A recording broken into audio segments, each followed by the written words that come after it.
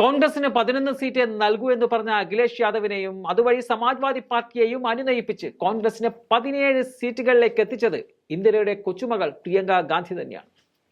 നേരിൽ കാണാൻ ശാരീരികമായ സാഹചര്യം അനുവദിക്കാത്തതിനാൽ പ്രിയങ്കയുടെ വിളി അഖിലേഷിനെ തേടിയെത്തുകയും ദീർഘനേരത്തെ ചർച്ചകൾക്കൊടുവിൽ കോൺഗ്രസിനായി സമാജ്വാദി പാർട്ടി പച്ചക്കൊടി വീശുകയും ചെയ്തു. കോൺഗ്രസുമായി സീറ്റ് വിഭജന ചർച്ചയിൽ തീരുമാനമാകാതെ ഭാരത് ജോഡോ ന്യായ് യാത്രയിൽ പങ്കെടുക്കില്ല എന്നൊക്കെ ഒറ്റക്കാലിൽ നിൽക്കുകയും വേണമെങ്കിൽ കിട്ടിയ സീറ്റും വെച്ചുകൊണ്ട് കോൺഗ്രസിനെ തങ്ങളോടൊപ്പം കൂടാം എന്നുള്ള തരത്തിലൊക്കെ കർക്കശമായി സംസാരിച്ചു കൊണ്ടിരുന്ന അഖിലേഷും സമാജ്വാദി പാർട്ടിയുമൊക്കെ പ്രിയങ്കയുമായി നടന്ന ചർച്ചക്കൊടുവിൽ 17 സീറ്റുകൾ നൽകിക്കൊണ്ട് കോൺഗ്രസിന് കൈകൊടുക്കുകയും ആ മഞ്ഞുരുകി തീരുകയും ചെയ്തിരിക്കുകയാണ്. കോൺഗ്രസിന് ശക്തമായ അടിത്തറയില്ലാത്ത സീറ്റുകളാണ് ആദ്യഘട്ടത്തിൽ സമാജ്വാദി പാർട്ടി വാഗ്ദാനം ചെയ്തത്. തുടർന്ന് അമോറയും ബാരാബങ്കിയും പ്രിയങ്ക ആവശ്യപ്പെടുകയും ചെയ്തിരുന്നു. പകരം മറ്റ് 2 ലോക്സഭാ സീറ്റുകൾ നൽകാമെന്ന നിർദ്ദേശം മുന്നോട്ട് വെച്ചു സമാജ്വാദി പാർട്ടി.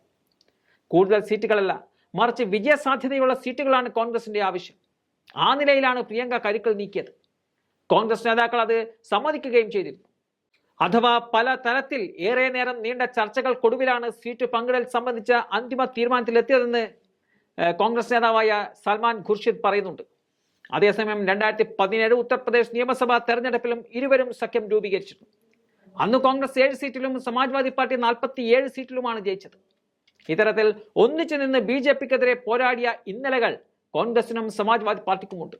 ഇവിടെ എടുത്തു പറയേണ്ടുന്ന ഒരു കാര്യം, സീറ്റ് ചർച്ച പരാജയം UPയിലും സഖ്യമില്ല എന്നൊക്കെയുള്ള തരത്തിൽ ഇന്ത്യ മുന്നണി ഇനി ഇല്ല എന്ന് വരുത്തി തീർക്കാൻ ആഞ്ഞ് ശ്രമിച്ചവർക്കൊക്കെ അവരുടെയൊക്കെ നടുവിലേക്കാണ് ഇപ്പോൾ ആശ്വാസവുമായി പ്രിയങ്കയുടെ അനുനയ വിളി എത്തിയതും ഇരുവരും ഈ മാസം 24-ന് UPയിൽ യാത്രയുടെ ഭാഗമാകും എന്ന് അറിയിച്ചതും.